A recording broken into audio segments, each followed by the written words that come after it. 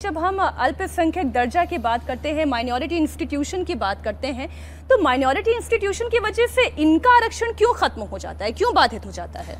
देखिए SC ST OBC का, दिव्यांग का, राइट। देखिए जो राइट टू एजुकेशन एक्ट है और उसके लिए जो संविधान संशोधन करके उसमें 21A आर्टिकल जोड़ा गया कि सबको 14 साल तक के बच्चों को मुफ्त शिक्षा दी जाएगी।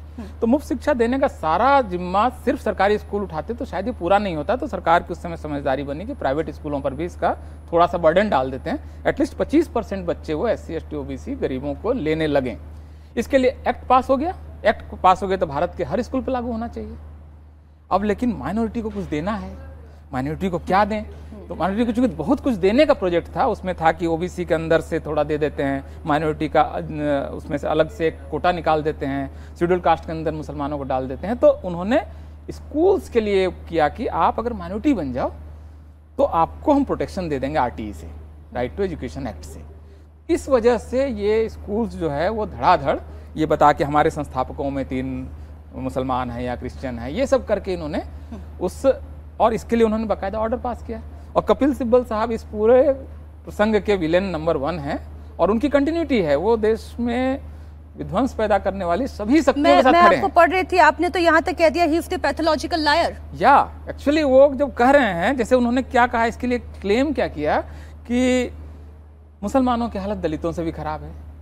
अभी स्मिता प्रकाश जी ने कहा कि कहाँ है डाटा आपके पास, उन्होंने कहा कि हम दे देंगे। ऐसा कोई करता है क्या?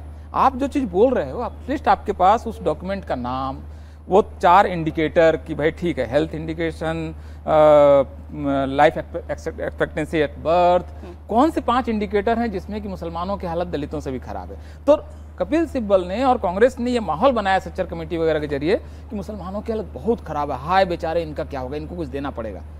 और इसका दबाव इतना ज़्यादा था कि उस समय शेड्यूल कास्ट शेड्यूल ट्राइब के ऑर्गेनाइजेशन भी विरोध नहीं कर पाए और हिंदू संगठन भी विरोध नहीं कर रहे थे उस समय, तमाम कारणों से। तो ये हो गया। अब हो गया तो इसके बाद इन स्कूलों की बाढ़ आ गई। एक साल में 2-2 हजार, लगभग 1900। मैं एक वो ग्राफ जो है 1965 जी जी द प्रिंट में पहली बार ये छपा लेख जी। मैं और वही एक नाम ग्राफ और ले रहा हूँ, नेत्रपाल जी ने, कर्नाटक के एक IRS ऑफिसर हैं, उन्होंने कर्नाटक के संदर्भ में इस बात को पहले दर्ज किया था। जी प्लीज आप।